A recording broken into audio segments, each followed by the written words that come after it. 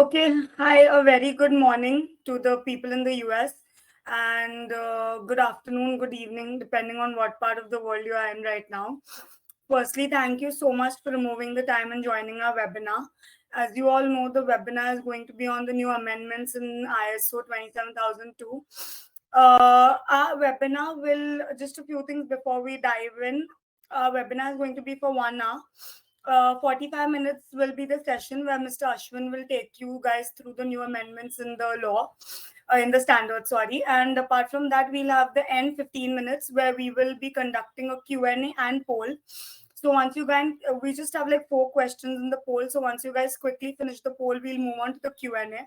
If you guys can see, there's a Q&A box. So if there's any questions you have pertaining to today's webinar, you can put it in the Q&A box and Mr. Ashwin will be answering those towards the end of the webinar.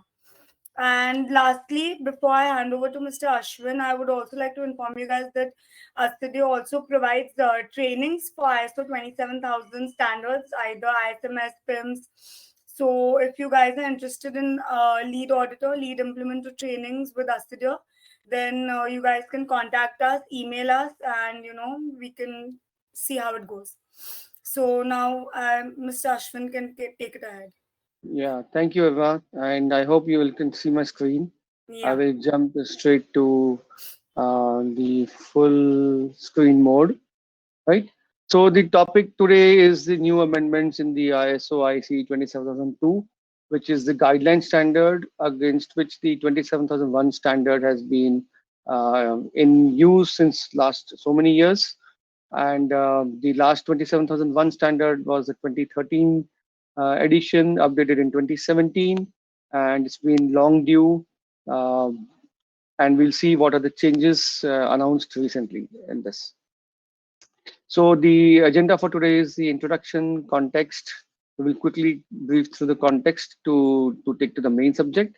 But just for those, just to be familiar, what's the issue in today's cyber world, and that's where the context is. And then we'll see the new changes and what actually we need to implement, and then the implementation of the framework and the certification process will just quickly glance through. So before that, I will just quickly introduce ourselves.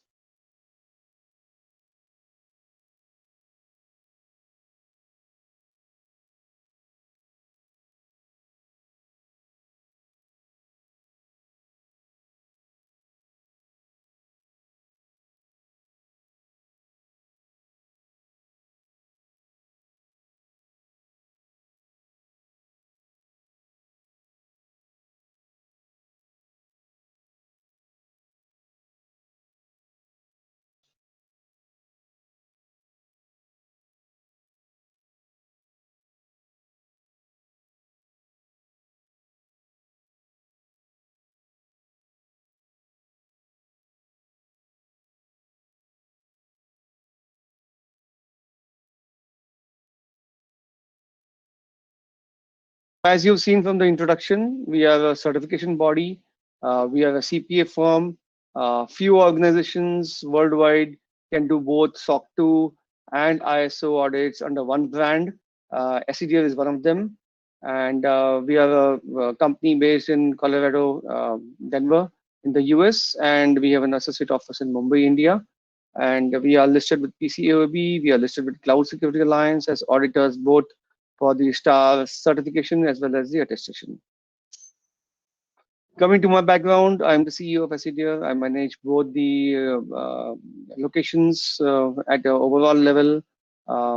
Yeah, the US location as well as the in Mumbai, India location. We have a team of auditors based in both the locations.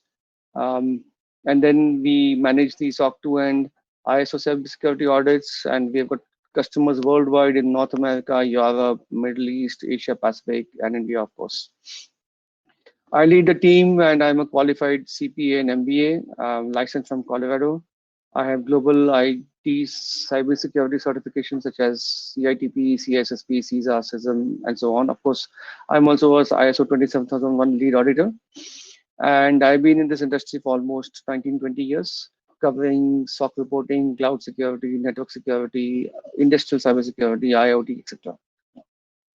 In the previous avatars, I've been working in Citibank and PwC in the US, in Citibank in New Jersey, and of course, I've been also auditing several Fortune 100 clients globally. So the context is the cyber crimes are increasing. The market is expected to be $10.5 trillion. 80% of all the data breaches have PII data. 63% of all data breaches are directly linked to third parties. Why this is important is because the ISO 27001 and the SOC 2 both are third party risk management or information security assurance tools.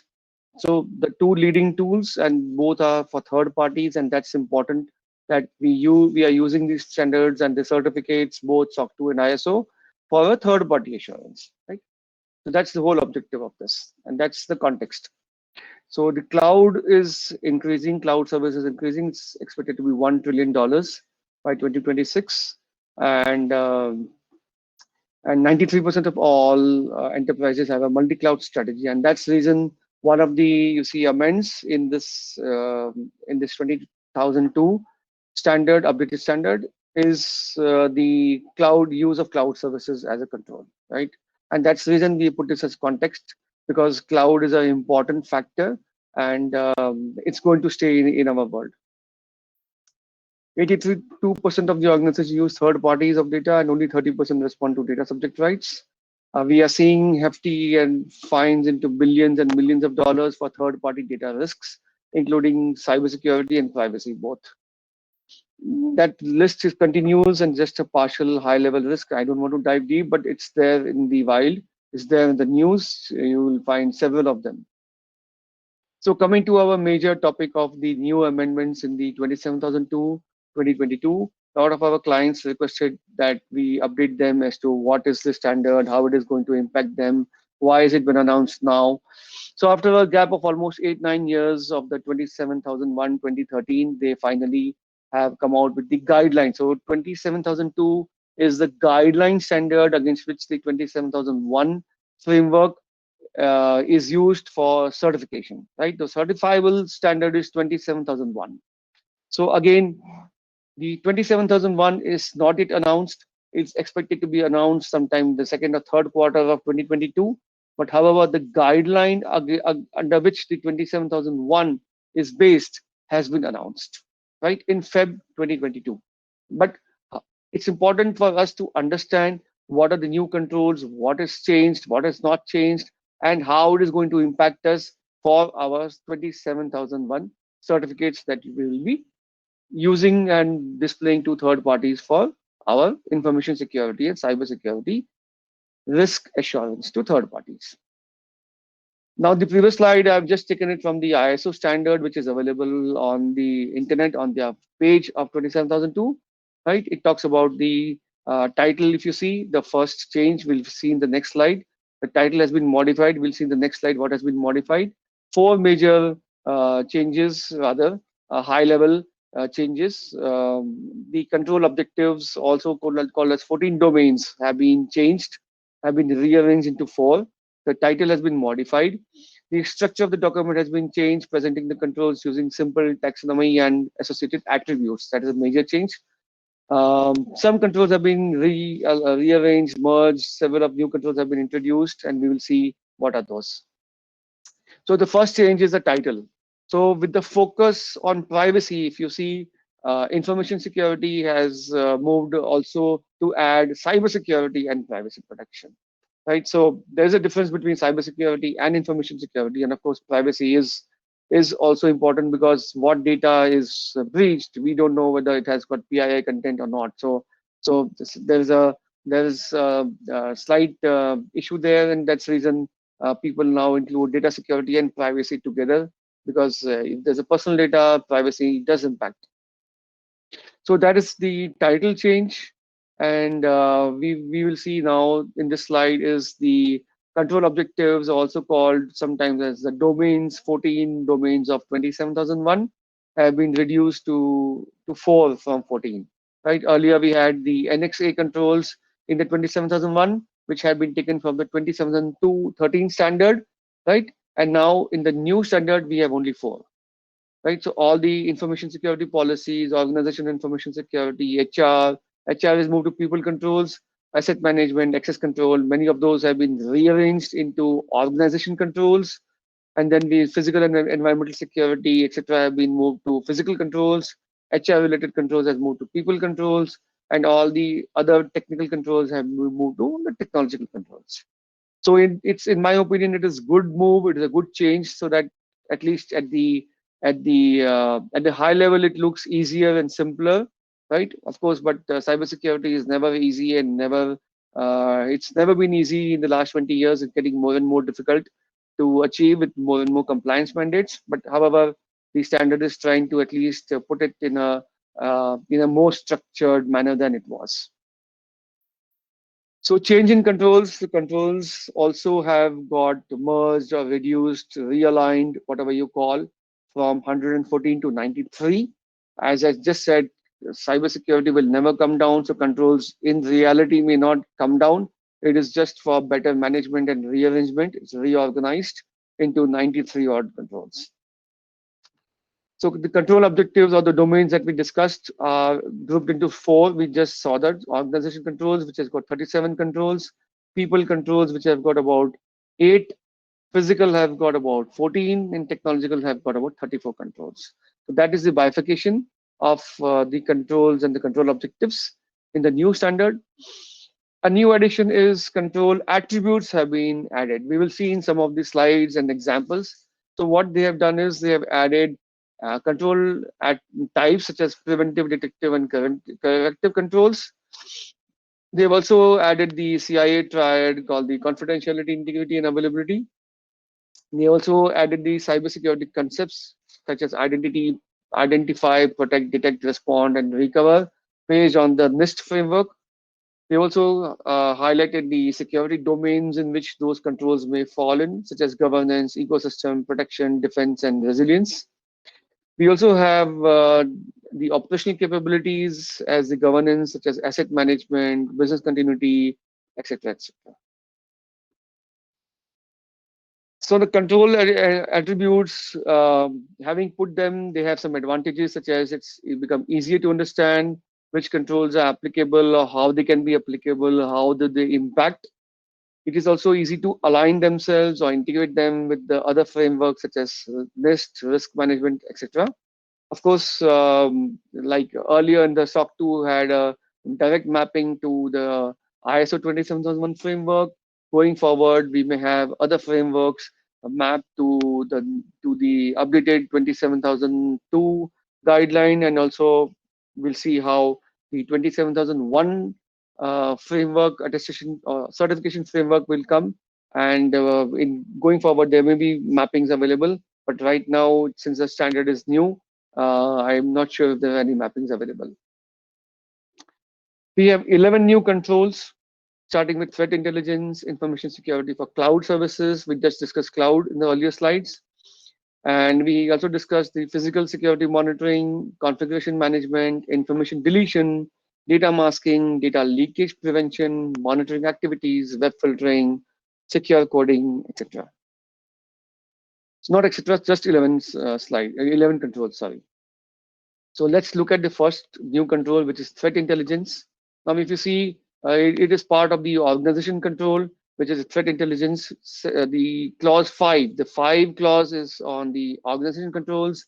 The clause number 6 is on the people controls. The 7 is on the physical controls, and the clause number 8 is on technological control. So only clauses 5, 6, 7, and 8 now. From the earlier, which was 5 to 18. If you see the old standard, 2013 standard, we had clauses 5 to 18, which was taken as Annex A controls as part of the 27001 standard, right? So the guideline was mentioned as clauses in the 27002 standard. However, the 27001 certification standard took it as Annex A controls, right? And took those 5 to 18 clauses as control objectives, right? And organizations were certified against them, right? So those Annex A controls right, which were from number 5 to 18, are now in the 27,002 standard only 5 to 8. Only four of them, right? So that is the whole point here. Second point here is the control types. We discussed the control attributes in this slide. Going back, yeah, this one. So control types, information security properties. You see the CIA tried, preventive, detective, corrective controls. We've talked about this. You see, against each control, they have mentioned control type, whether it's preventive, detective, and corrective, or the information security properties, the CIA triad, whether it's what a confidentiality, integrity, and availability are impacted or not. And then cybersecurity concepts such as the identify, detect, and respond. And operational capabilities is the threat and vulnerability management. Cybersecurity domains is the defense and resilience. So it is good that under each control, right, they are elaborating with the attributes as to how you can classify them, arrange them, integrate them, align them based on your policies and procedures, and how you can make use of this extra information that which earlier we used to do manually, whether it impacts confidentiality, availability, or integrity, or maybe all of them. So in my earlier days, we used to do this manually. So now at least they have given this as part of the standard itself. It's good. So if you look at the control itself, it talks about information relating to information security threats should be collected and analyzed to produce threat intelligence. Of course, this is aligned to incident management. Incident management has become a major factor. Ransomware, new vulnerabilities, new threats are there in the wild. If we do not subscribe to those intelligence tools, we do not know what's going to impact us. Just a standard what do you call malware protection is not just sufficient in today's environment. We need advanced concepts such as getting to threat intelligence feeds and advanced incident management structures to identify, detect, and respond to incidents. Also, right now, this guidance here and in all of the new controls are only a small extract from the standard, just to provide you the high level that they are providing you with the guidance as to what you need to do and how you need to do, and what are the factors that you should be considering while adapting these controls into your environment, right? And what is the exact activity that you could do to help you with these processes. Now, the next control is the organization control, again, which is the information security for use of cloud services.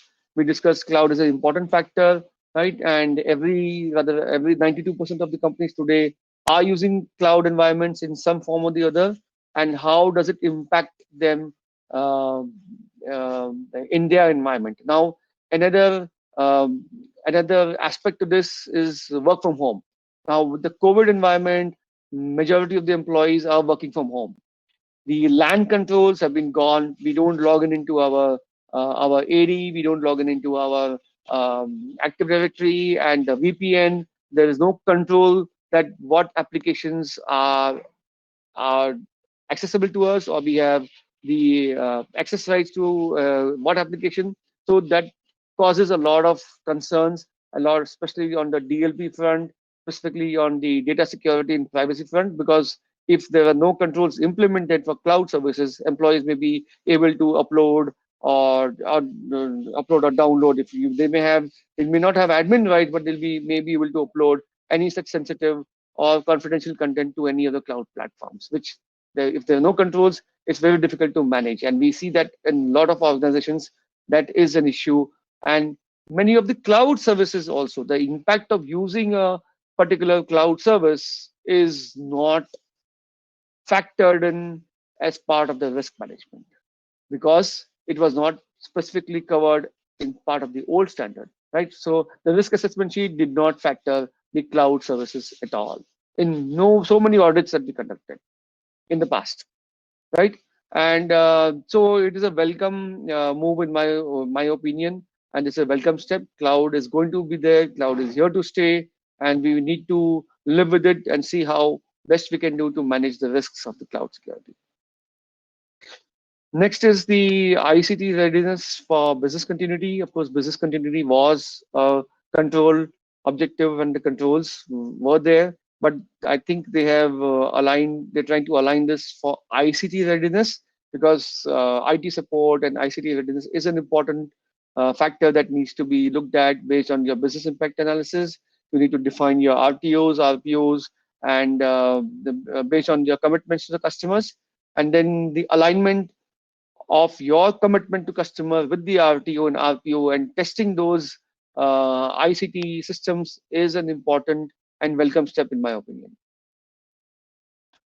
Physical controls is the physical security monitoring. We also need to monitor the physical access, keep a tab on who's coming out, who's going in and out.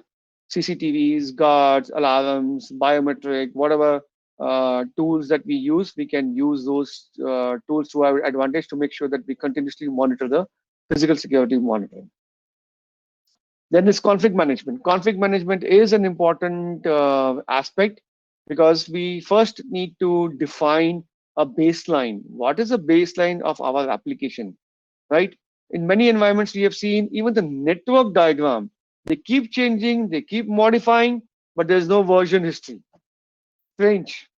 There is no version history in many environments for the network diagram, whether it's version 1 or version 2 or version 3, even in the high level architecture. Forget the lower level of architecture, lower level of design of conflict management, right? When it was at X level, what was added, WAF was added, load balancer was added. At a high level, the versioning invariably is not maintained. Conflict management also talks about first putting up a baseline, CIS benchmarks, and then whatever changes we do, right, as part of the change management, they should be updated and versioned basis the changes that we have done, and updated documentation must be there. This is lacking in many environments that we have seen. So baseline management, conflict management, change management, patch management, I would take it separate, but at least the change management and conflict management and baseline management are all related. And I'm yet to see a very good environment where all the three things are managed right very well and very efficiently. Yet to see a very good environment where this is done in a perfect manner. Honestly, lacking in many organizations. Then is information deletion. Now we saw that the heading has been changed to include privacy as part of the standard. Now, information deletion is an important aspect for privacy issues. After the retention period, we need to delete the data. Many environments have been keeping the data for years together without seeing the need to delete the data after the time for which the data was used, right, is over. Many of the standards, GDPR, CCPA mandate that for the data which is taken for the purpose for the years required. Let's say we have taken an auto loan, right? And the auto loan is for 3 years or 4 years or 5 years. After the 5 years, the data should be deleted, and not that the data should be used to sell me house loans, home loans, etc., etc. Right? So the data has to be deleted, and that's the control that we need to make sure that the data indeed after 4 years or 5 years has been deleted, or when there's no more contractual requirement with the client, right, that there should be processes to make sure the data is deleted. And that is again a challenge in many of the environments, and I welcome this new control. Next is data masking. Again, in lines with the privacy, we need to mask our data, we need to pseudo-anonymize the data, we need to anonymize the data. And for the last 4 5 years since GDPR has come into the picture, we have been doing a lot of sessions, a lot of implementations. People or the organizations rather still struggle to use pseudo-anonymization or anonymization techniques, right? And the data is still in use in the original form. It is not anonymized data, right? Data masking and pseudo-anonymization needs to be used in alignment with your privacy risk assessment, with your data protection impact assessment, and your retention cycles, your deletion cycles based on the applicable privacy or data security mandates to you. For your information, the GDPR, since it has been in force since 2018, more than 50% of the organizations are yet to comply with the required mandates. That is a challenge, and that is a difficulty of implementing privacy. And we have been urging customers to take privacy as important and take it from day one, so that because the implementation takes time, plan it out thoroughly and make sure you do it in the well organized manner. Coming to data leakage prevention, we discussed about the use of cloud environments, which is making the data leak prevention more difficult. The COVID environment, where the laptops are in open use, less controls, no LANs, no VPNs, and the data leak becomes an issue. And we need to look at how we can manage this in the best possible manner in today's world. Monitoring activities, I've been talking about monitoring activities for almost all my webinars. Invariably, monitoring is a part of the PDCA cycle, as part of the standard which was announced almost 20 years back also. In the original avatar, which is BS7799, the PDCA cycle, the monitoring cycle, plan, do, check item has been there a lot, but highly ignored by many organizations. They do a risk assessment, they put a control on the sheet, right? That this is a high risk, the control is listed but never monitored. And the risk automatically becomes low, and cybersecurity is managed, risks are mitigated automatically without monitoring. That is the case in many environments, right? We need to have a monitoring checklist. We need to make sure what is getting monitored, whether the controls are effective or not effective, whether the threshold has been met, whether the deviations are being reported to governance. Missing in many large environments. So monitoring, governance, reporting to steering committee, etc., is a very important factor of cybersecurity, and I believe it is should be reevaluated by many organizations for their environment. Web filtering, we are talking about exposure of websites, web applications, etc. And there's a specific component to it because of the cloud, SaaS services, etc. Data going on the cloud. It could also be part of the web applications, and there's a lot of guidance on it. I'm going to skip it for now. Secure coding also has been part of the SDLC process in the earlier framework. Now we have a separate control, more secure coding to add, security based on the DevSecOps processes, which have been in the limelight for the last few years. Now coming to renamed controls, so we have seen that the controls have been reorganized or renamed, realigned from 114 to 93. These are some of the examples of what teleworking has been renamed to remote working, and I think these are renamed working, not rearranged. Sorry, my bad. User registration is renamed to identity management. Management of privilege access rights has been renamed to privilege access rights. These are all the renamed controls.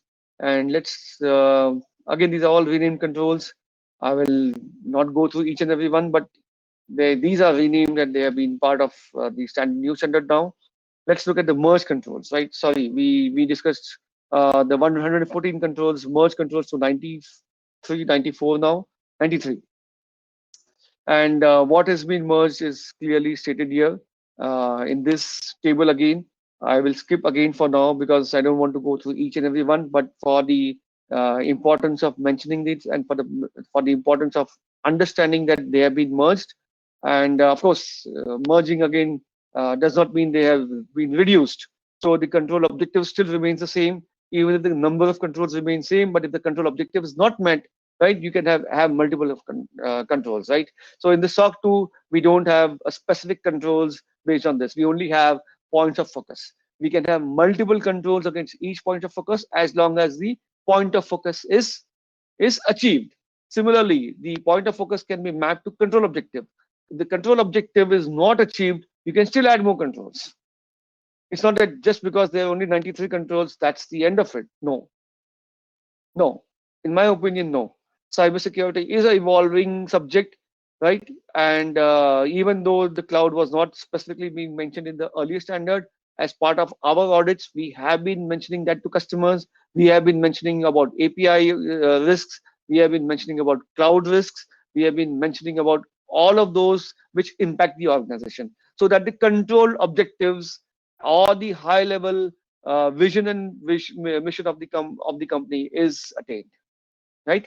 So in the past also there was no specific standard for SaaS environments, and SaaS environments have high availability or availability as a major commitment, right? And that's plus cloud. Cloud was not covered specifically, and still we were auditing SaaS environments and PaaS environments and IS environments. So we applied some of those best practices, even though it may not have been specifically stated as part of the control.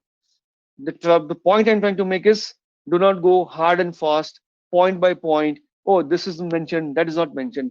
Look at the high level objective, whether the objective is met or not met. That is what we need to look at from a cybersecurity standard. Are you able to meet the objective? Are you able to make the control? Are you able to make sure that the control is effective or not effective, and the risk is mitigated or not in reality, not just on paper? On paper, I can make the best of the policies, put the best risk management in place, but if I don't have a proper monitoring, if I don't have a proper risk mitigation process, if I don't have a proper governance process, the documentation is of no use. No use, right?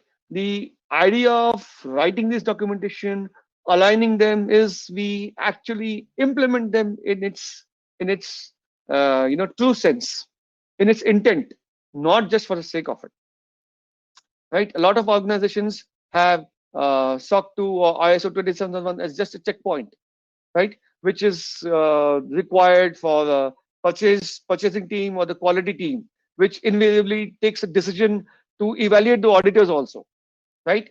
And evaluate the company also. So auditors are evaluated not based on their talent, on their certification, and their experience.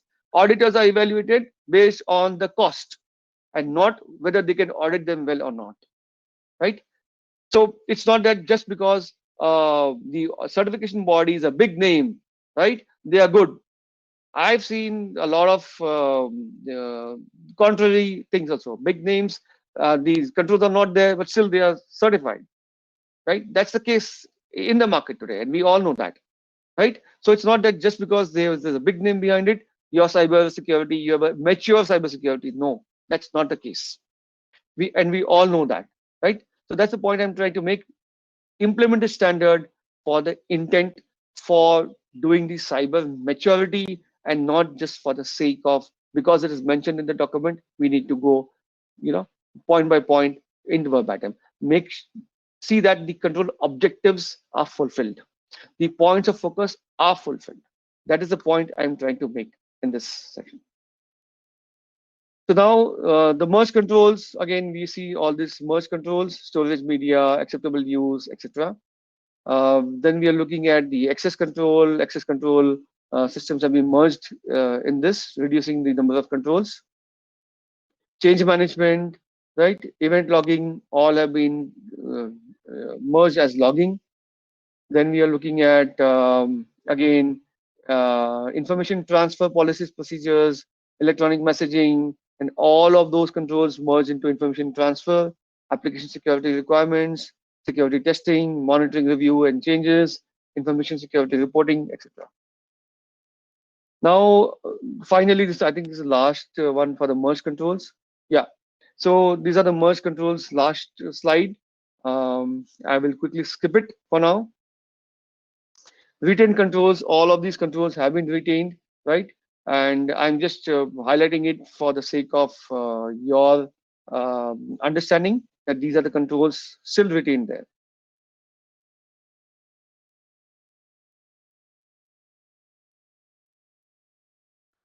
So now, what is the impact? So what organizations need to do with all of these changes which has come in the new standard, and how does it impact us, right? So how does the certification impact us? Of course, the 27002 is the guideline. Again, it is not the certifiable standard. The certifiable standard is 27001, right? So as we understand that the changes in 27002 may also be incorporated in the 27001 standard, and that is what we are all here to understand, because we are directly indirectly connected to the 27001 certification. either as an auditor or an auditee or a consultant or an implementer, whatever as the case may be, right? And we want to understand what do we need to do to make sure that our certification continues in a smooth manner, right? Now, now the NX controls, as we saw in the new standard, right, which is the clauses 5 to 8. I believe the same will be incorporated in the 27.1 standard as part of the NX controls, or they reorganize the whole thing from the 14 domains to 4, right? So if your documented policies and procedures, right? You are numbering based on the old standard, right? The clauses from 4 applicable 4 to 10 and NXA controls from 5 to 18, right? You may have to realign those, renumber those based on the new standard, right? So that is one change in documented information. You may have to rearrange the policies based on the new requirement. You may also have to do a statement of applicability again to see whether the new 11 controls are impacting you or not. Are they applicable to you? I believe cloud may be applicable to 93% of the companies because they all have a cloud strategy. They all use cloud. Threat intel may be applicable to almost everybody because we still need to have a threat intelligence, right? So you can see data leakage and data deletion may be applicable almost all environments. So we need to look at how do they impact us, what are the controls we need to evaluate, whether we have those controls or not, we have a risk strategy for those controls or not. If not, let us start working on it today, because privacy is not an easy subject. Again, let me reiterate, it is 4 times more difficult than security, right? If privacy is part of your framework, of course, we have the PIM specific standard for privacy, but if some of these controls at a, even on the ISO level, if you have a high level applicable controls, you will still need to look at how are you doing data masking, how are you doing data deletion and retention and so on, right? Which earlier had been only as part of privacy per se. And many organizations ignored it totally as saying as not applicable.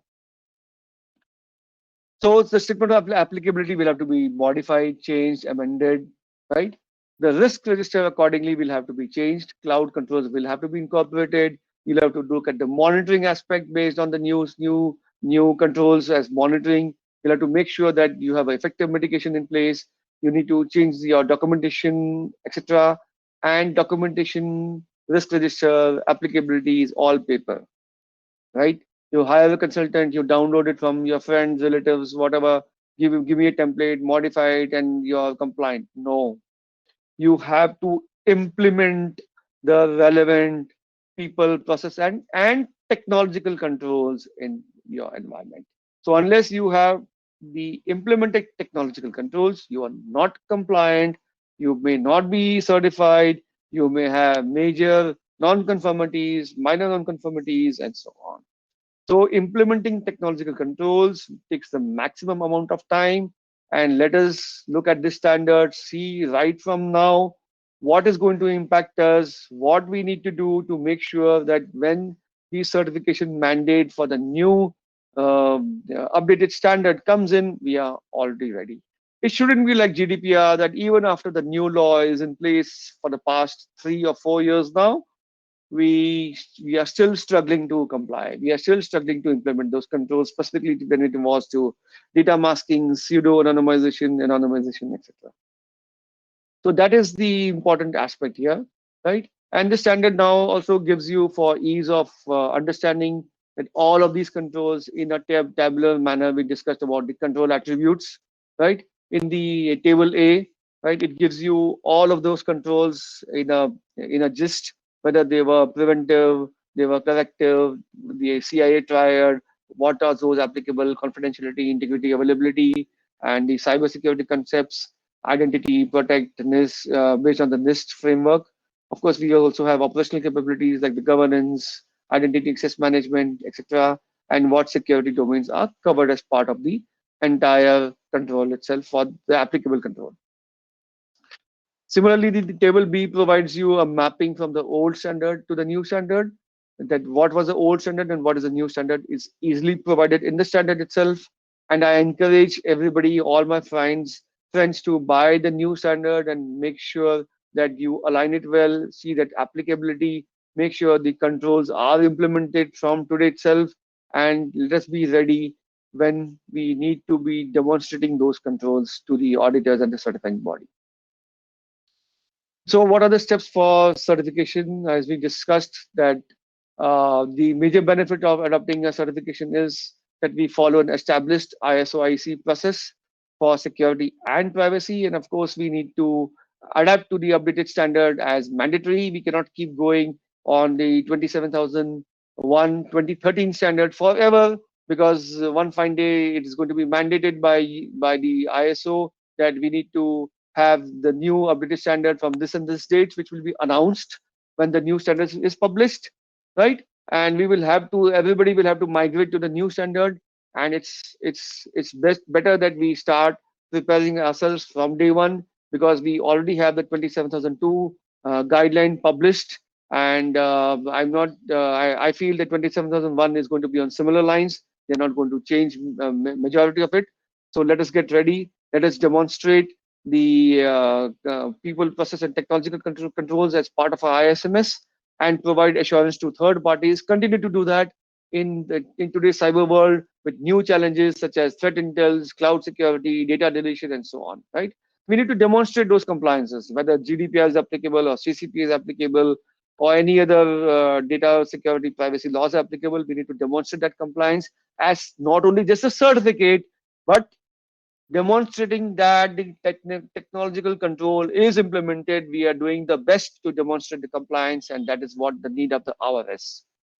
Yes, in that process, we also help our internal and external auditors and other stakeholders to have a level of confidence. Yes, this entity, this service company, this service organization, or this organization is doing the best of the practices to demonstrate and to make sure that the organization is compliant.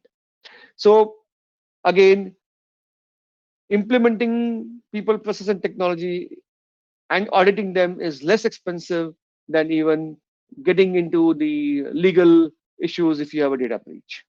Right? In the US, we all know that the lawyers' fees or the attorney fees are much more than the auditor's fees, right? So it is cheaper to hire an auditor to implement all the controls, get yourself audited, then fall into the data breach angle, and then hire expensive auditors and attorneys to then also it involves a risk of being afloat also, right? And of course you'll have a bad name, you'll have all those media attention and all those things if you want to get attention to, right? So why not avoid that on the first place itself, rather than trying to get to those to that level. So that's the idea, that's the benefit of adopting and implementing the controls in its spirit, rather than just having a certificate. That's is my contention. Of course, if you want to implement it today, you'll have to still adopt to the 2013 standard for the 27001, because the 27001 new standard is not in place.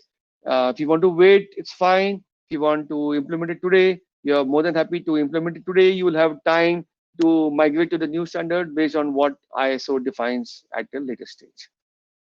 I think that's all I had for today. This is a disclaimer that whatever I said is my personal opinion, and this opinion was not intended to any of the specific clients.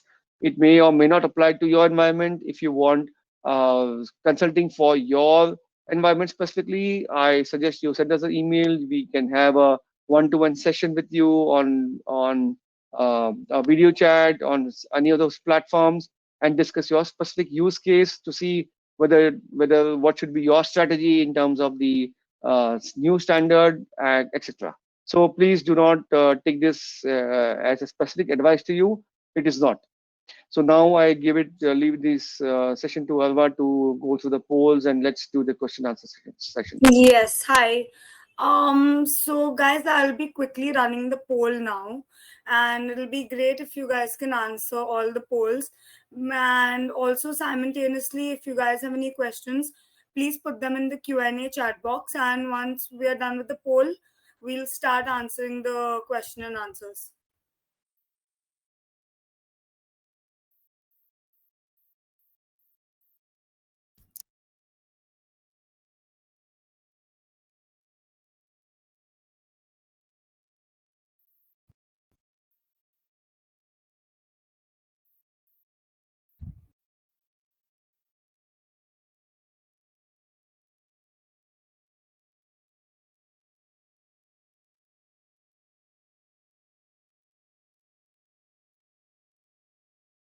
Uh, just to repeat once again, guys, please.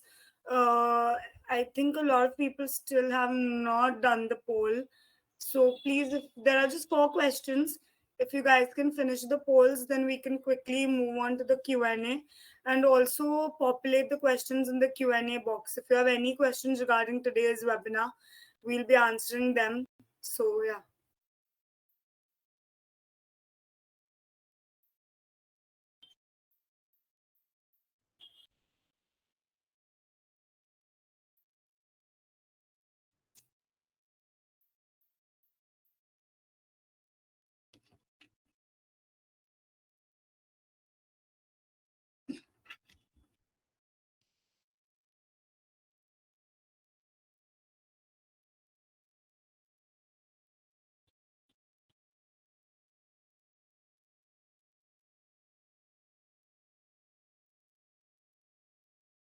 So I think you can start answering the questions. Also, just once again, please, guys, finish the polls so we can. We're starting with the Q&A, but also please just finish the polls if you guys can, please. Thank you. Okay. So Okay, the first question is, what is the difference between ISO 27001 one and two. and 27002? Yeah, good question. Interesting question. So the 27002 is the guidelines to implement the controls, right? So that is a guideline. It is not a certifiable standard. It's only a guideline as to what controls are or should be implemented in your environment for the 27,000 standard per se. The 27,001 is the certifiable standard. So, so of course, it is aligned to the 27,002. This is the guideline. This is what you have to do in your environment as a certification. So if you get certified, you have to demonstrate based on this 27,001 what exactly are you doing in terms of your ISMS. You need to establish your ISMS, you need to implement the controls, you need to define the controls. That is the 27,001 based on the 27,002 guideline. It's only a guideline. Next question is, those who certified earlier with 27,001 2013 lead auditor course, do we need to take the new course? So let us look at how when and how it will come. So even earlier there was to be a 2005 standard where organizations were certified for the 2005, and the people took the refresher courses to complete the 2013 standard. So there would be a migration, and there would be some courses, refresher courses for the updated standard. Let's wait and watch. Let the standard, the certifiable standard be announced, and I think the courses also will be structured based on refresher course, etc. You may not have to do it all over again, but you may still need to understand what are the changes, how it is going to impact, etc., etc. Okay.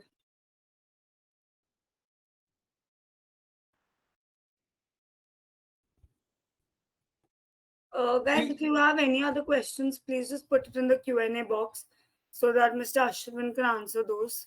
Yeah.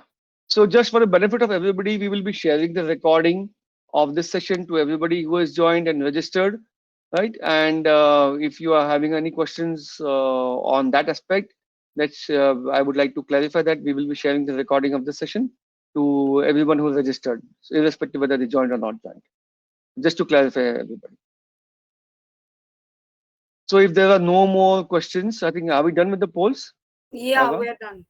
So I think I'll give you another 2 minutes or 1 minute to wait, and then for anybody to have any more questions. Otherwise, we'll close the call. Oh, So we'll just wait for one more minute. yeah. Yeah. So I think we wait for exactly 1 minute. So anyone wants to ask any more questions on this? Feel free to do that. Okay. So I think no more questions, and okay, so there's another question. When will the standard commence? So again, let me reiterate that the 27,002 is a guideline. The standard is already published, available on the ISO store. The certifiable standard, which is the 27,001, should be published anytime this year, maybe in second quarter or third quarter of this year. I don't have a definite date, but I assume sometime in the late second quarter or so. Once the standard comes out, that is the new certifiable standard, right? Wait and watch. You will have the updated one. Maybe we will do a more presentation on what exact changes, even the new standard, right? And maybe we'll have more webinars for the benefit of everybody to clarify this. Yeah. Yeah. So again, 27002 is the implementation guidance. It's only guidelines. It's not a certifiable standard. So let us remember that this is an implementation guidelines. All right. So thank you everybody. Thank you everyone for joining, Mm. and we hope to see you in our future webinars. Thank you. Thank you so much, guys.